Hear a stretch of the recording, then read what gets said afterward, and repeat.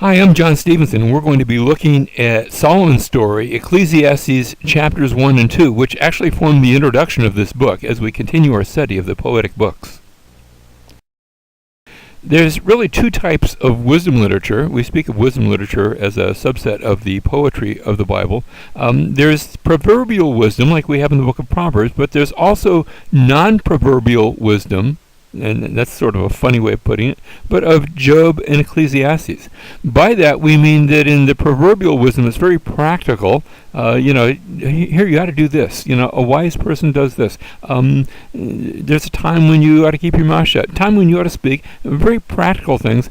In the non-proverbial wisdom, like in Job, like in Ecclesiastes, it's full of what we could call philosophical and speculative. It's just thinking through things of life, whether in pain, like in Job, or just the meaning of life, like in Ecclesiastes. In proverbial wisdom, we have these condensed literary forms, short proverbs, short sayings, usually 2 lines long, although sometimes some of those proverbs are extended. As we come to the non-proverbial wisdom, we're going to see extended discussions. So that Job is speaking to his 3 friends, and they speak, and he speaks, and they speak, and he speaks. In Ecclesiastes, we're going to hear a series, for lack of a better term, I'm going to call them sermons, although you could maybe describe them as dialogues. But they're extended discussions, and a lot of them are not actually poetry. So even though we're dealing with this in the poetic books, we're going to diverge from poetry a bit. Therefore, the Proverbs give us what we could call a basic approach to life. And yet these other books give us the exceptions, so that in the book of Job, we find out that the righteous person suffers. Or in Ecclesiastes, we see that there's a sense in which there's a lack of meaning to life. And then just to round it off, I guess I need to talk about Song of Solomon. Song of Solomon is going to be a book about love. And yet there's an irrationality about love that we're going to see in that book.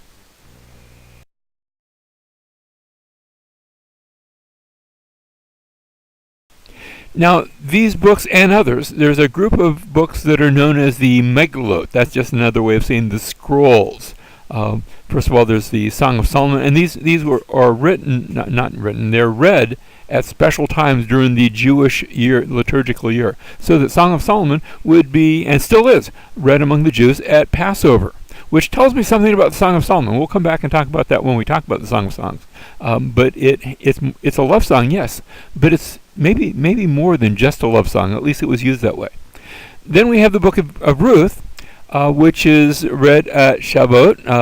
That is what we Christians call Pentecost. It's the 50 days after the Passover and after the Feast of Unleavened Bread. And that sort of fits because it's a story that takes place in the setting of a harvest, which takes place in the springtime, and that sort of fits that book. Next, there's the book of Lamentations that commemorates the fall of Jerusalem on the 9th of Av, around August. And again, the event commemorates the book, and that sort of fits. Let me pass over Ecclesiastes for a second, go to Esther. Esther commemorates Purim, which again, it took place at that time of the year, and it's a very happy time, a very joyous time. But Ecclesiastes has a celebration that spans an entire week, and it is called Sukkot, or we call it the Feast of Tabernacles, where for a week people leave their homes and they camp out for a week to remember, yes, that time when the Israelites had no home and when they were wanderers in the wilderness, when they were camping in the wilderness, so to speak. But they read Ecclesiastes during that time. And Ecclesiastes doesn't say a whole lot about camping or wilderness wanderings, but it does reflect something about life, in that this life is short and temporary. And the book of Ecclesiastes reminds us of that. And as they live in temporary homes, they're reminded that this life, this tent in which I live, my body, is temporary. And soon this life will be over.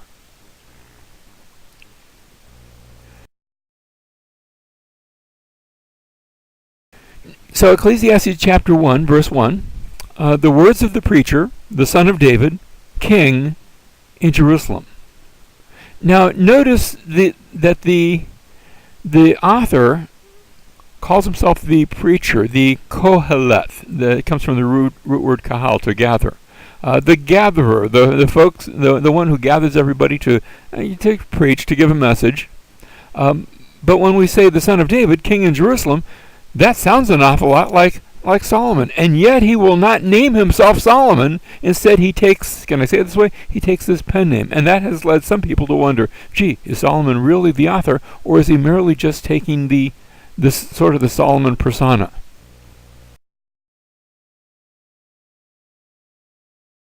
So the author describes himself as the Son of David here in Ecclesiastes chapter 1, verse 1. Not only that, we already saw, he uses this pen name rather than his own name. He doesn't say I'm Solomon.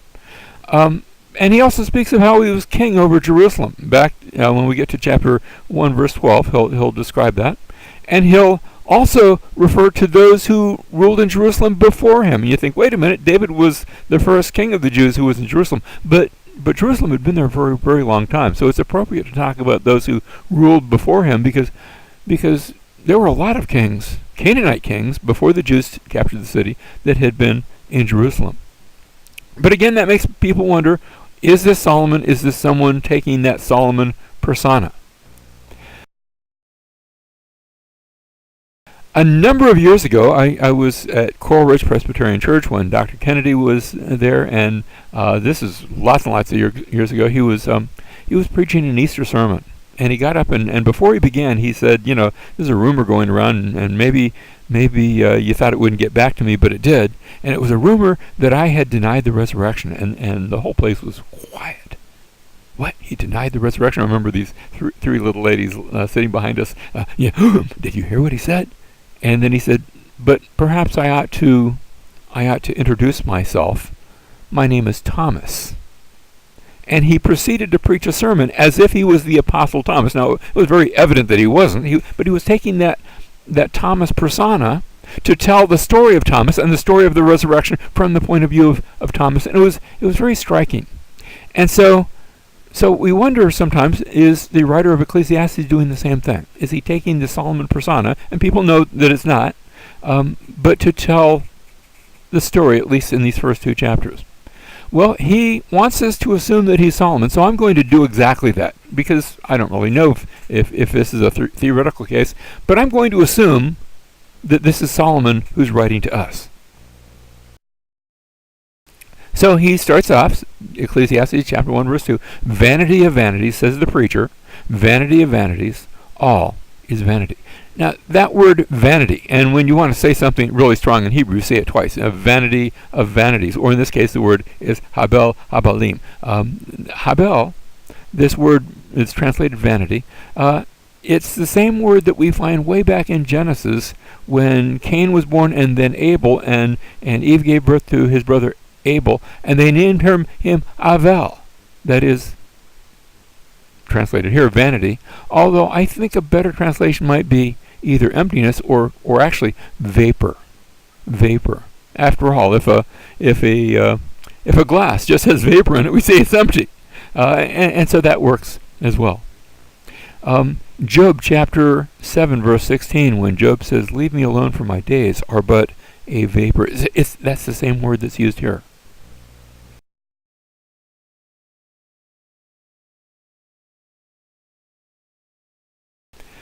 Psalm 39, verse 5. "Behold, you have made my days as handbreadths, and my lifetime is nothing in your sight. Surely every man at his best is a mere breath," a mere vapor. You know how you go out when it's cold and you breathe out and you have that little vapor condensation thing that comes from your mouth?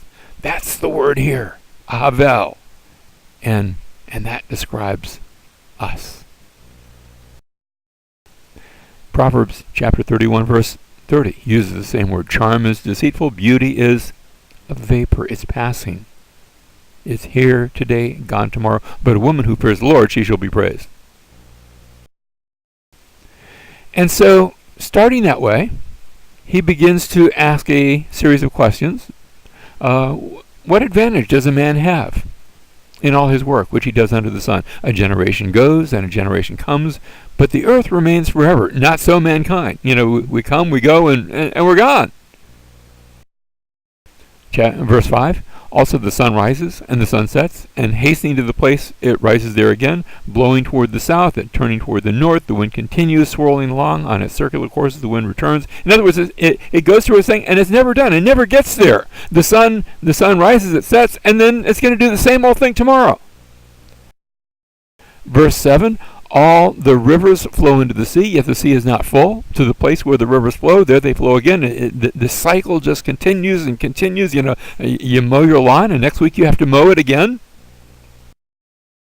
Verse 8, all things are worrisome. Man is not able to tell it. The eye is not satisfied with seeing, nor is the ear with hearing. It's never enough. Verse 9, that which has been is that which will be, and that which has been done is that which will be done. So there's nothing new under the sun. There's just a monotony about it all. Is there anything of which one might say, see, this is new? Already it has existed for ages, which were before us. There's nothing really new. It's just a different way of doing the same old thing. Verse 11, there is no remembrance of earlier things, and also the later things which will occur.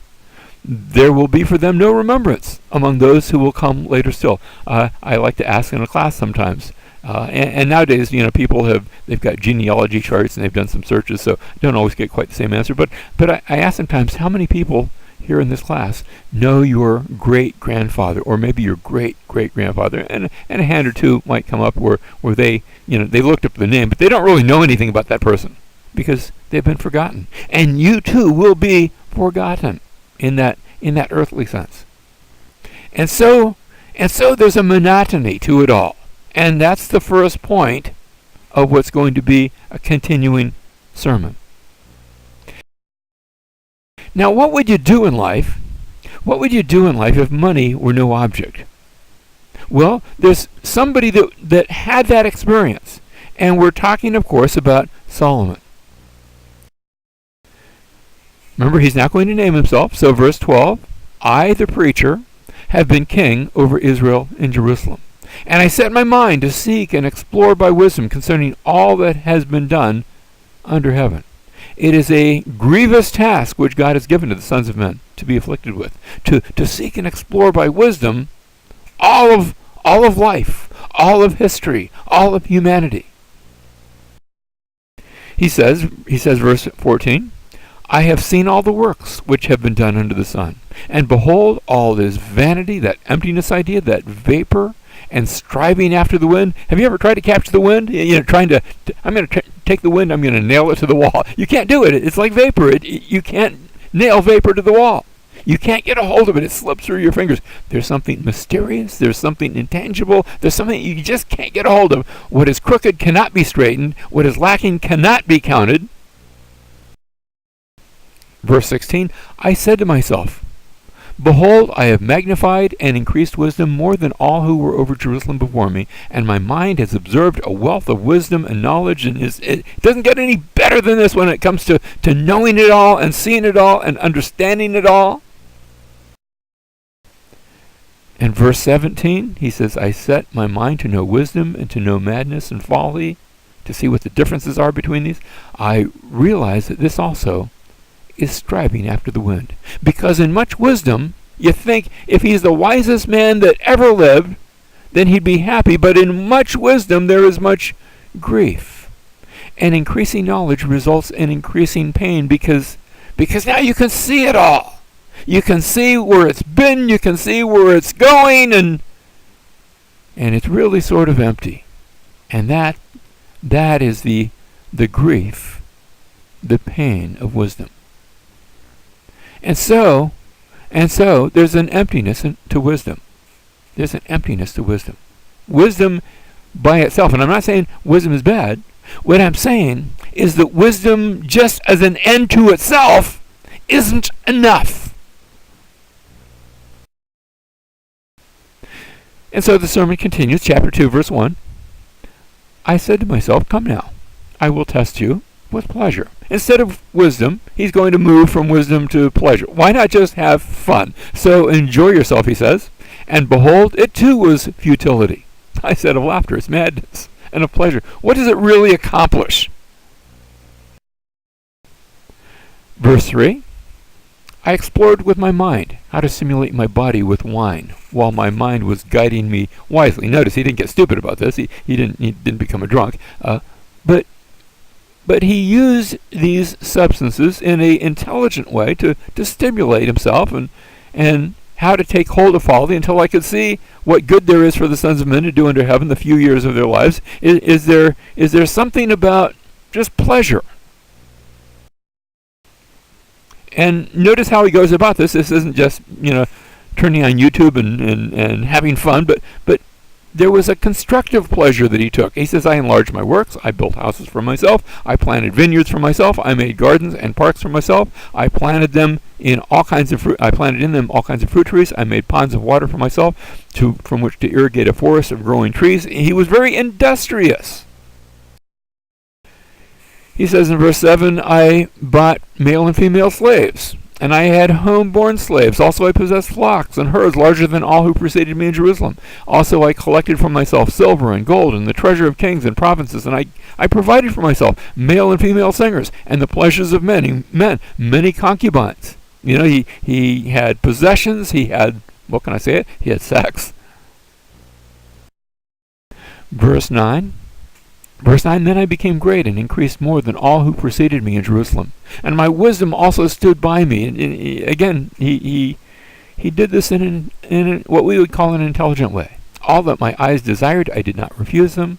I did not withhold my heart from any pleasure, for my heart was pleased.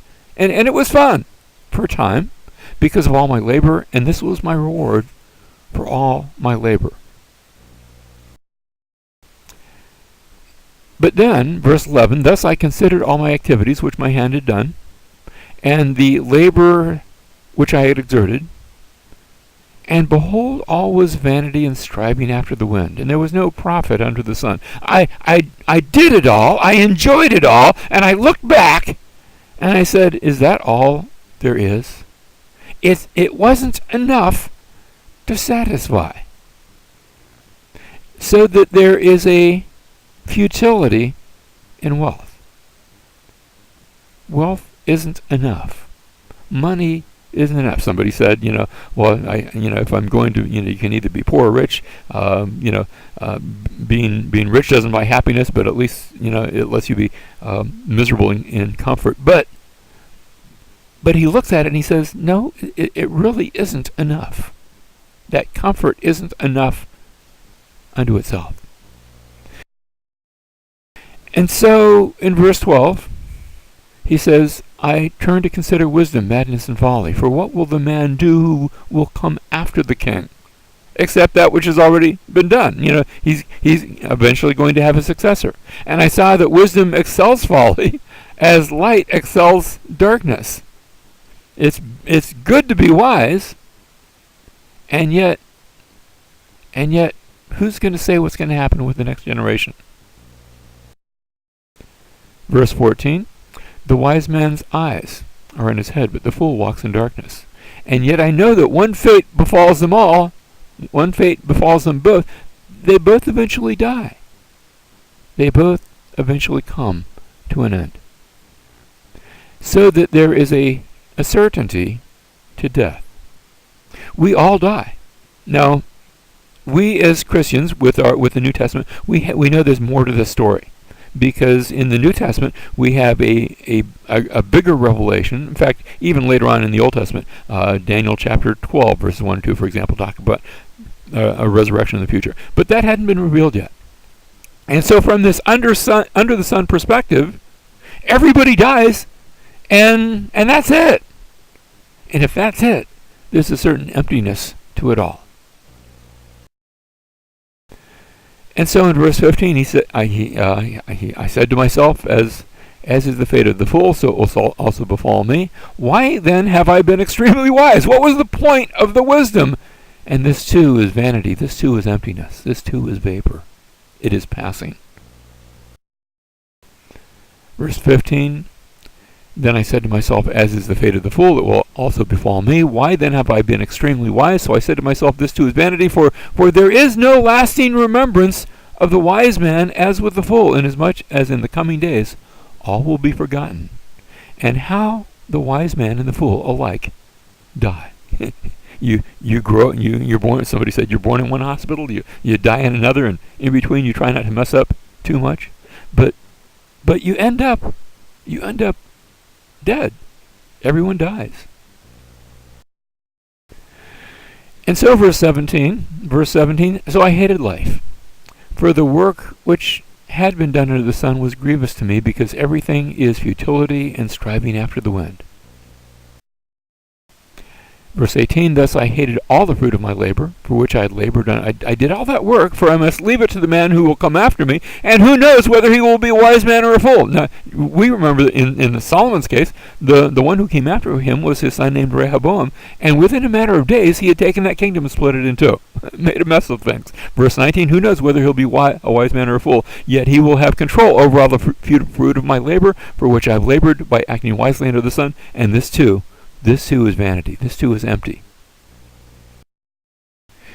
In verse 20, the writer says, therefore I completely despaired of all the fruit of my labor, for which I had labored under the sun. Where there is a man who has labored with wisdom, knowledge, and skill, and he gives his legacy to one who has not labored with him, this too is vanity and a great evil.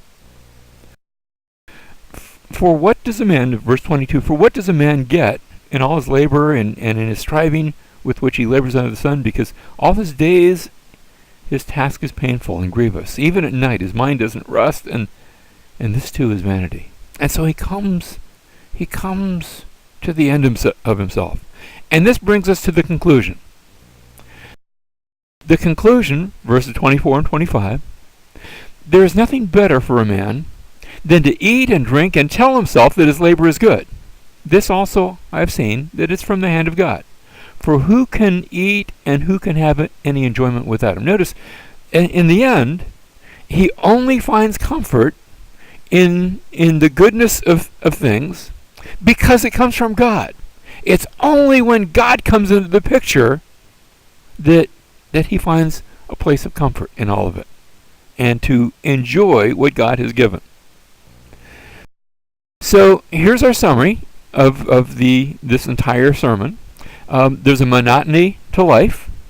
There is an emptiness to wisdom. There is a futility in wealth. There's a certainty of death. And those four themes will be the four themes of the next four sermons that take us through the rest of this book.